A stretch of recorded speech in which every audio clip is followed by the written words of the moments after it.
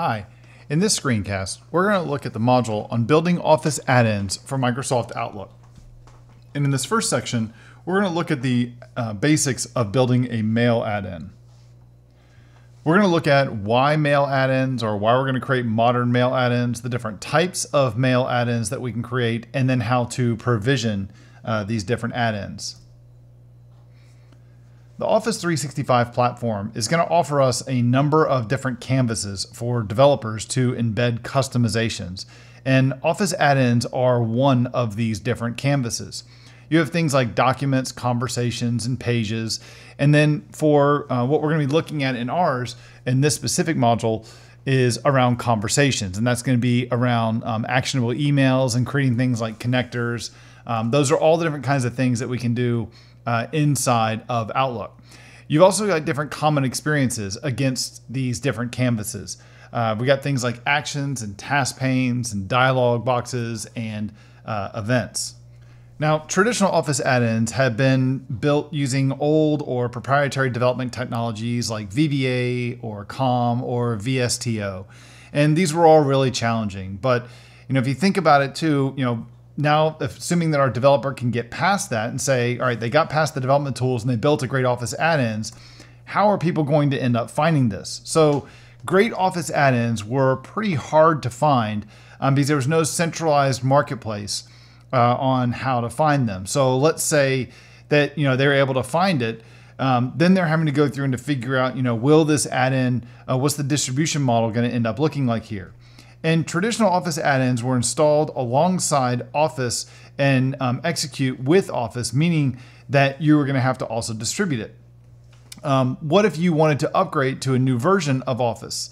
And does that mean, is that new version of Office going to support the add-in? Or does the add-in support that new version of Office? And how many of you have even heard of someone stuck in an old version of Office because of a specific add-in that they were using?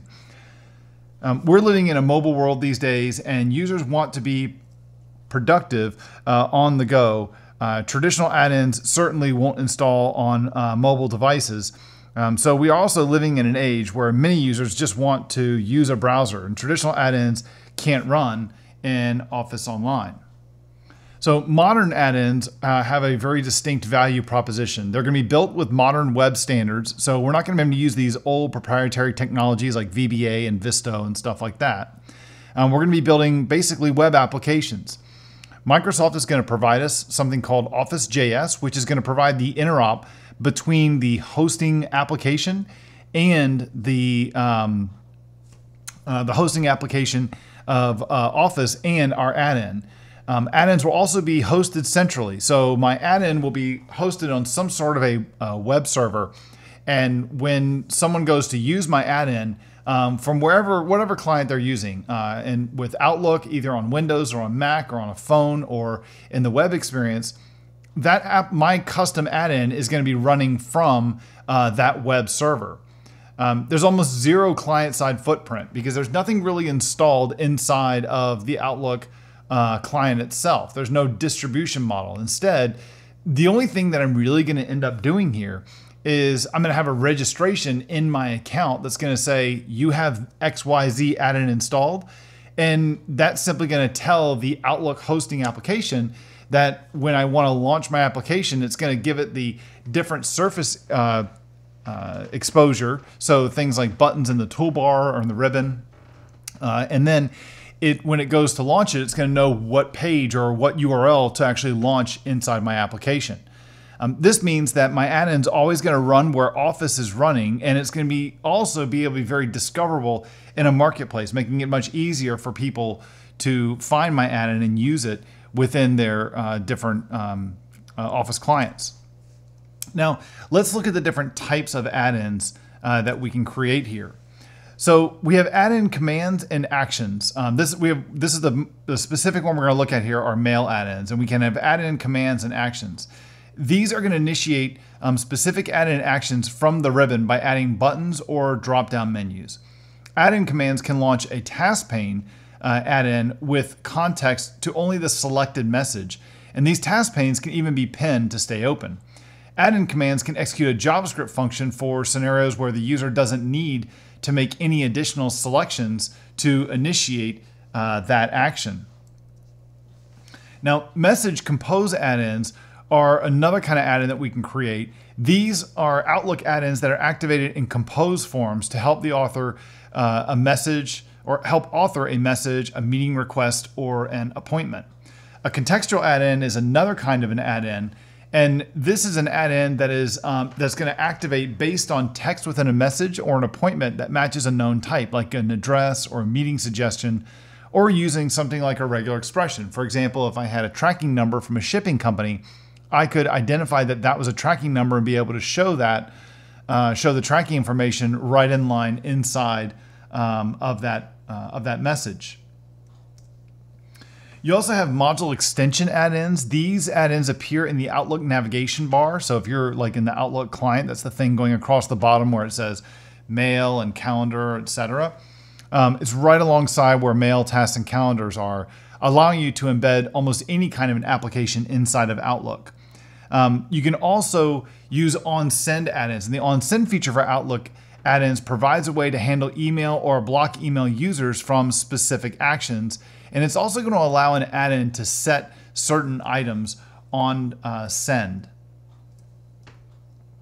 Now, how are we going to go about provisioning add-ins? Let's talk about this for just a minute here. Now, when you're starting a new Office add-in project, your approach is going to differ a little bit based on if you're using Visual Studio or not. The Visual Studio installer includes an optional Office/SharePoint development feature for doing add-in development. But if you're not using Visual Studio, you should leverage the Office Yeoman Generator, which is going to use a command line workflow for provisioning add-in projects using a number of popular frameworks and even TypeScript. You can also use the Yeoman Generator to provision a manifest for an existing web project.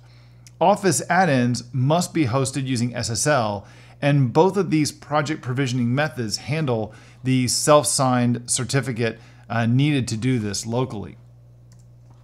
So let's take a quick look at a demo here, and what this demo is going to show us is we're going to look at provisioning a mail add-in using the Office Yeoman Generator and sideload it for testing.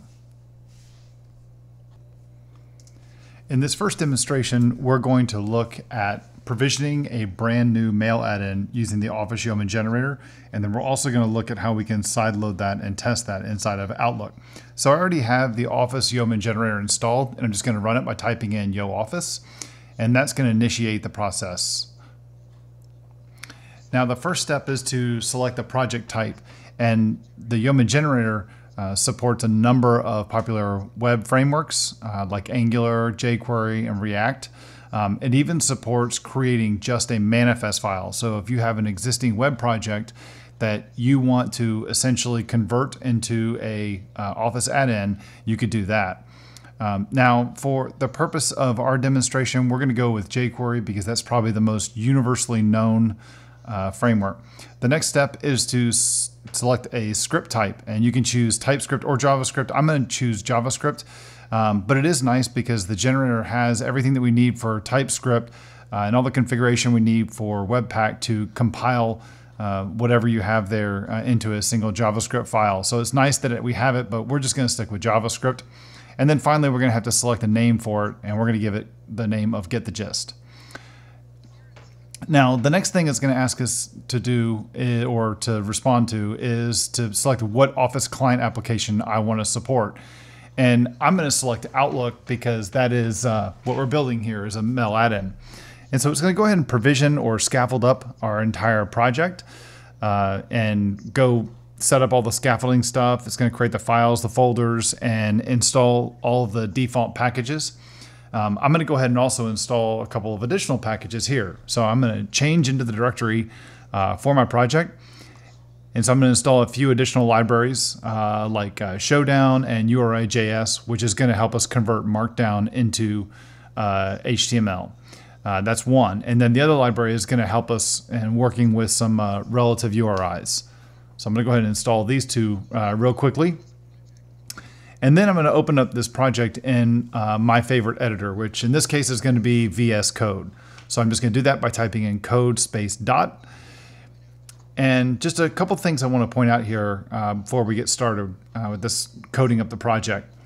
So we're not going to do any real coding here. We're just going to do a little more manipulation of the manifest here. Now by default, this is not set up to run. It needs a support URL at the absolute minimum. And so I'm going to give it an actual URL here.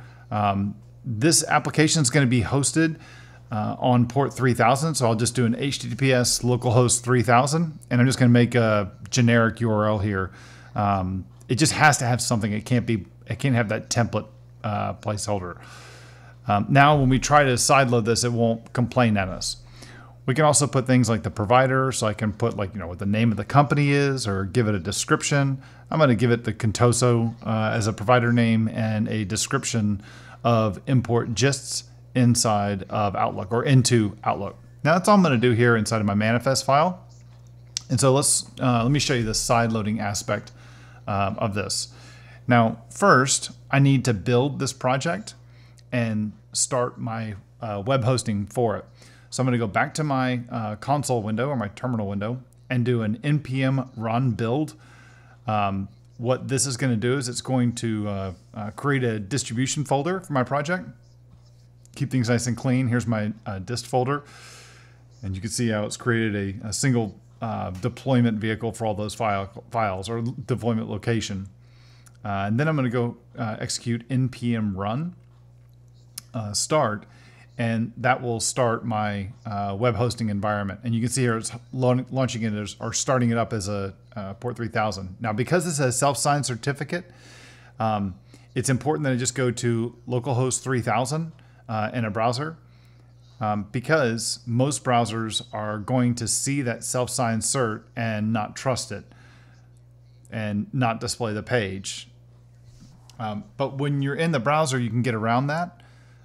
When you go try to run an add-in immediately, because it'll just makes things a little bit easier. It's a reason for why the Office add-ins won't be loaded that way. It's a security thing. And see here where I've gone through and loaded it, and it says it's not secured, and it says there's a little danger here. And what I said is that display anyway, so it would still run my add-in. So just got around that issue. Now let's go ahead and let's run my add-in inside of Outlook. So I'm going to do this in the Outlook Web Access or the Outlook Web App, but you could do this in Outlook clients and Windows or Mac OS. Now the way I'm going to handle the side loading is I'm going to select the gear in the top right and then select Manage Add-ins. And when you go here, you're going to see a bunch of add-ins that have already been published to the marketplace by Microsoft and other third parties. I'm going to go over here to My Add-ins, and I'm going to, under Custom Add-ins, I'm going to select, add a custom add-in and select it from a file. And then I'm going to find the manifest XML file for my project that's inside that dist folder, and then click Install, and we should see my add-in here listed, which we do. We can see Get the Gist, and you can see how I can remove it if I wanted to. So now we should be good to go here. And while you can't really see it, you can see, well, it's subtle, you can see my add-in command in the top right there. So I've got a little button up here next to the Reply All button.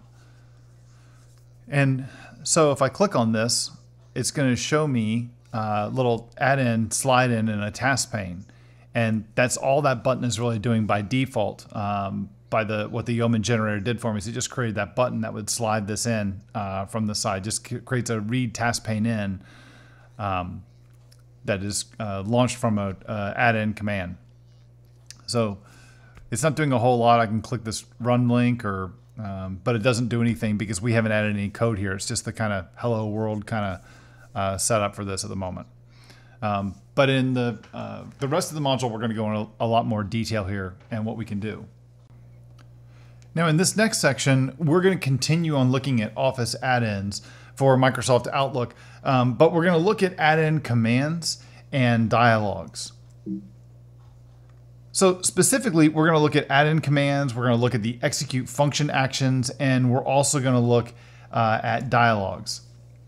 Now let's first look at add-in commands. An add-in command is going to provide us an easy way to customize the default Office user interface with specified UI elements that perform different actions. These commands are configured in the version overrides element of an add-in's manifest file.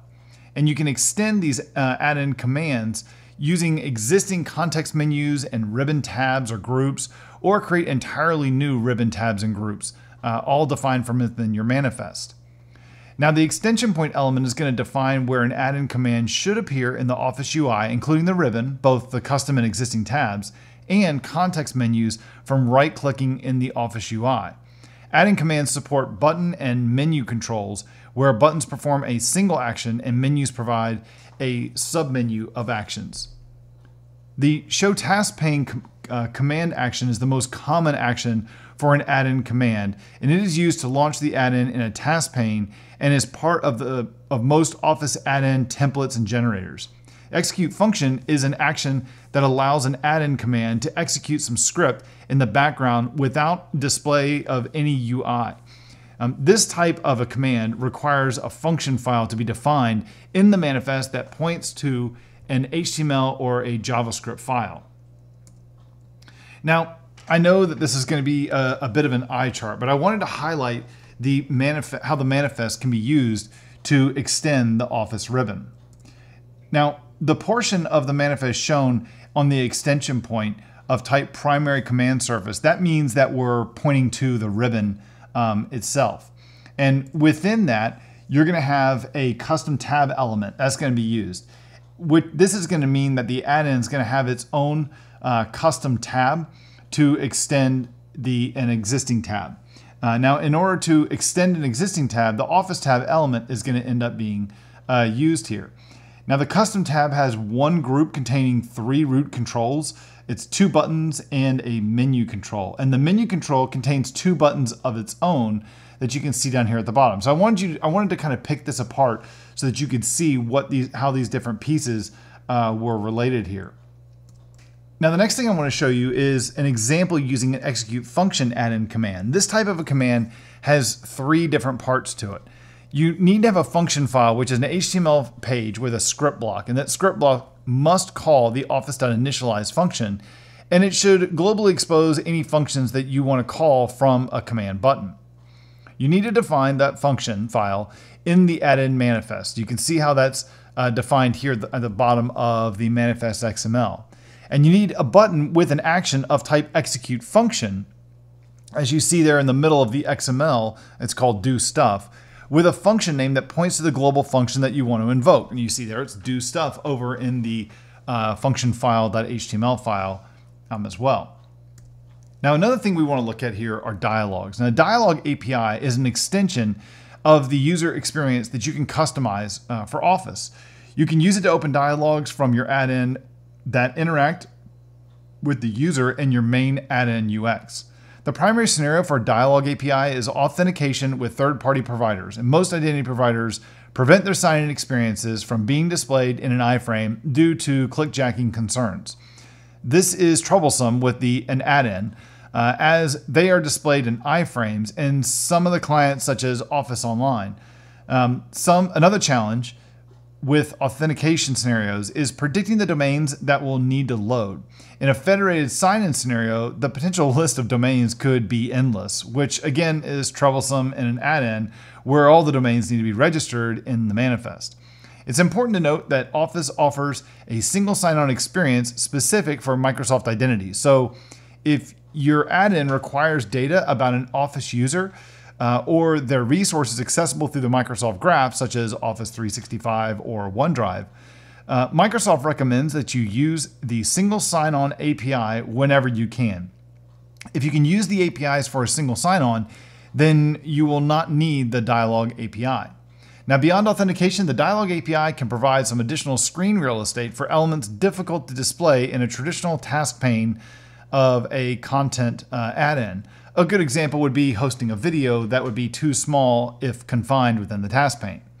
As suggested when I mentioned the federated scenarios, the Dialog API can display any HTTPS web page, but you must launch it to an app domain first, and then you would have to redirect it. Now, here's the script that is used to display a dialog from an Office add-in. And notice that it takes 3 different parameters. The URL is the page that you want to display in the dialog, and it must initially be a page hosted from an app domain as defined in the manifest. However, you can immediately redirect that to a different page.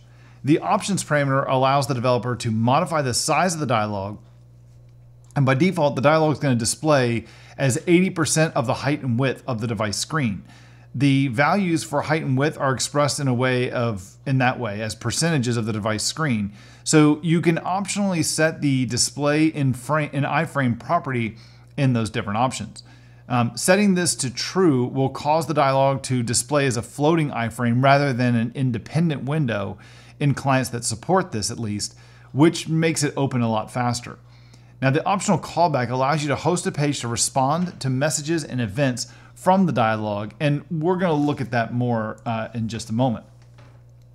Now, a couple points of interest here for dialog's input and output that you should pay attention to. The primary way to pass information to a dialog is through local storage, such as window.local storage, or through a URL parameter in the dialog URL. Now, in this example, the host page is passing an ID of 123 to the dialog via a URL parameter. A dialog can pass messages back to the host by calling office.context.ui.messageParent to send either a Boolean value or a string message that's included in a stringified object to the host page. At the bottom of the sample, you can see the dialog script where it is passing the message hello from the dialog to the parent. The message parent function can only be called on a page with the same domain, including protocol and port as the host page. The host page must listen for the messages by subscribing to the dialog message received handler in the sample. The host page registers this handler using the process message function where it simply logs the message. Now, let's look at another demo where we can explore add-in commands and dialogs and function files in a mail add-in for Outlook. Now, in this second demonstration, what we're going to do is we're going to go a little bit further in our mail add-in.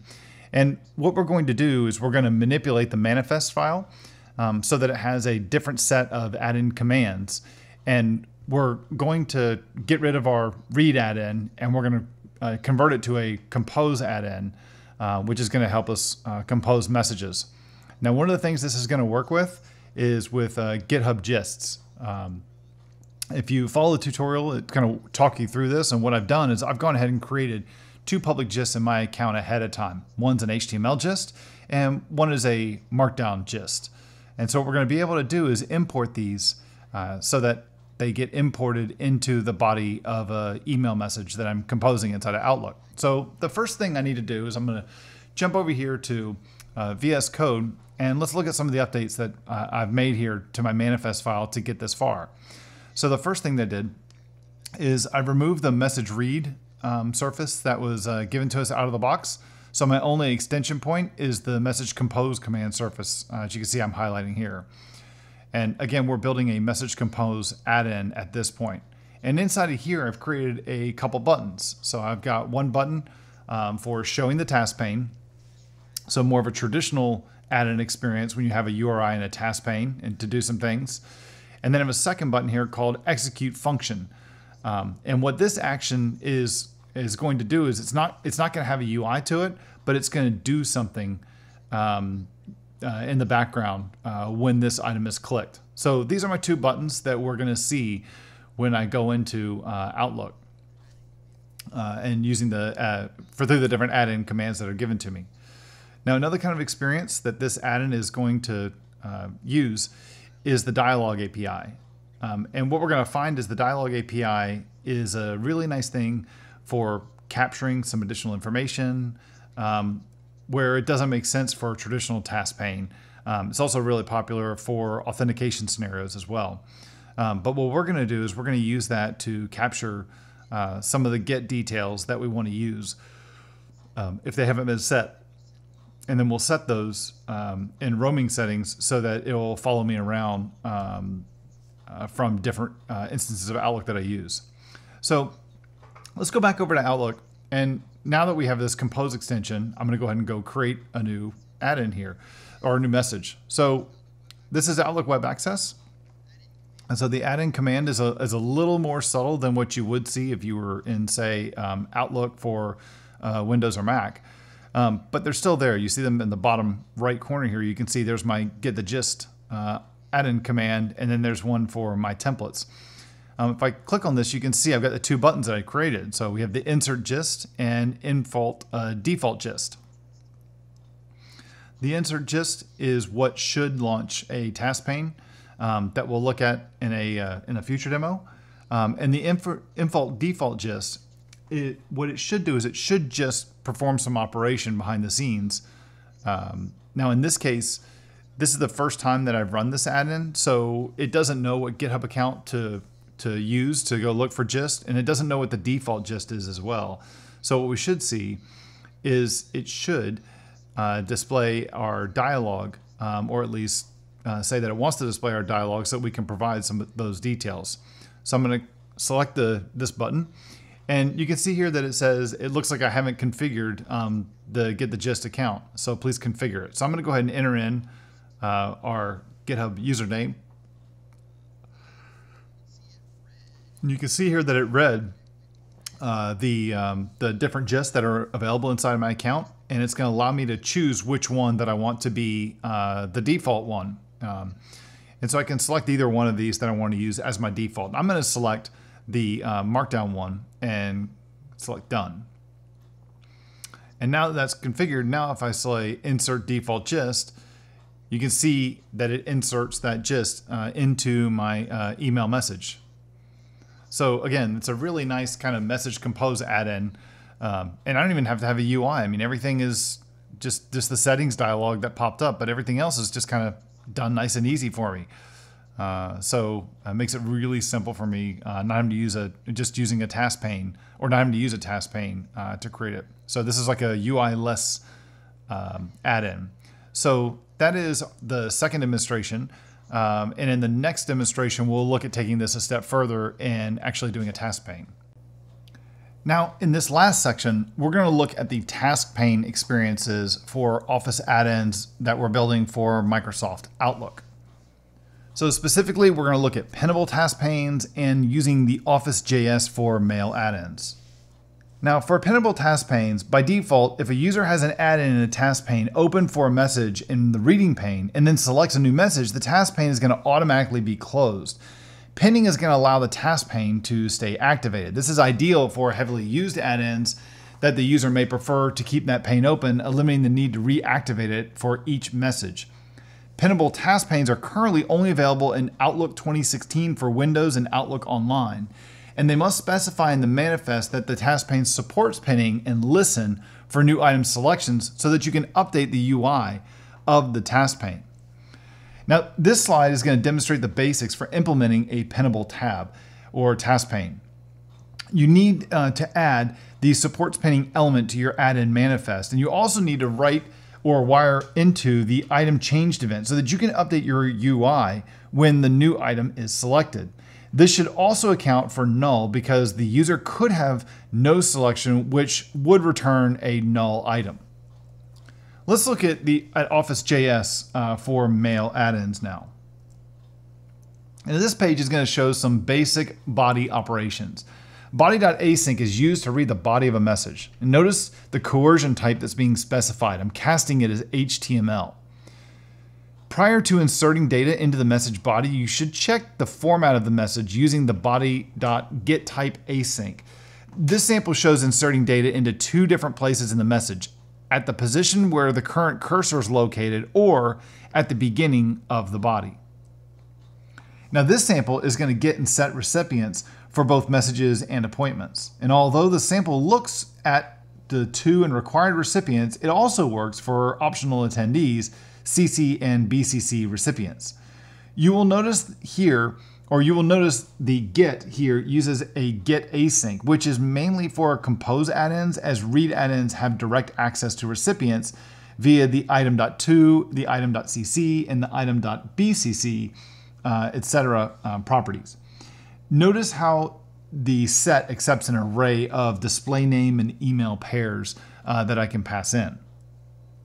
Now, this sample shows how you can work with a recurrence, which is a more complex object using the time series object. So you can see I'm creating a time series object and setting a start date and end date and start time and the duration of that time and how I can set that on the meeting itself. Now, roaming settings are a valuable tool for an add-in to save configurable information that gets stored on the mail server that's then available to any device. Here you can see I'm setting, removing, and getting a roaming setting. Now, what's cool about this is that when I set the roaming setting, this is kind of like setting the any kind of configuration information specifically to the user that's using it. And then that information will travel with the user wherever they're using Outlook. If they're on their Windows machine, their Mac machine, their MacBook, or if they're using the web client of Outlook. This configuration information will be available to all the different machines, which will make life a little bit easier. You could do this using a cookie. You can also do it using local settings as well. Now, this sample is going to show how to get an access token and call into the Outlook REST API. The get token async is used to get the token, and then a standard REST call can be performed with the access token passed as a bearer token in the authorization header. This one is going to show you how to call Exchange Web Services from an add-in using Office.js, but it should be noted that calling EWS from an add-in requires an Exchange admin to install and administer that you must parse to install and the admin, and you must parse all the XML in and out of EWS on your own. This is something you're going to have to do on your own, which is going to be a lot more work. Outlook add-ins cannot pass the attachment of a selected item directly. Instead, it can send a token for calling the REST API and an attachment metadata to your own backend service that then you can use for processing. And this slide is going to show how you can add attachments. Now, both file and Outlook item attachments can be added, as well as removing attachments, as you see there at the bottom. Now, in this last demo, we're going to look at a message compose add-in for Outlook. Okay, so far we've provisioned a new mail add-in project, and we've taken it a step further to create some buttons as add-in commands, and we implemented a dialog API and capture some settings. What that does, that just did some background processing to add in some content into our message from the one that was selected. Now, the next thing we want to do is we want to create more of a task pane interface here to make some changes here to show the UI. So let me show you what we kind of came up here with that we built with this in this demo here. So one of the things that's kind of critical here is working with the roaming settings. And so the first thing I'm doing here is I'm calling get config, and what that's doing is going to the mailbox's roaming settings and saying, do I have a config with these attributes? And if I don't, then I need to display a dialog that says, I don't know what I need to show the dialog to say it's not configured. Otherwise, I can load those details by calling that load gist. Now, in order to insert that into the body of our mail message, it's actually pretty easy. All I'm going to do is just do an office.context.mailbox.item.body.set selected data async, and I'm going to pass in the content that I want to add. What that's going to do is that's going to put data into the email message at wherever the cursor is located. There's also options to put things at the beginning of the mail message, but in this case here, I'm doing it wherever the cursor is actually set, or where the cursor is currently located. So let's go ahead and run this and see what the experience would look like for the get the gist add-in with the task pane. So I'm going to switch back over to Outlook web app, and we're going to compose a new message, and we're doing a compose add-in. We've already looked at the insert default gist, so I'm going to select the insert the gist that using the second command that we've created. So that's going to open up my task pane, and here you can see I have these different items that I can select from. So I can either select the HTML one or the Markdown one, and then I can even go into the settings for my add-in that I've created here by click the little gear here, and I could change what default that I want to use, or even change the username as well to a different account that I want to use in GitHub. So I could do that to do different kinds of changes I end up wanting to implement with this. So let's see what we can do with inserting different ones. So here's inserting the the HTML one, and then I can also insert the Markdown.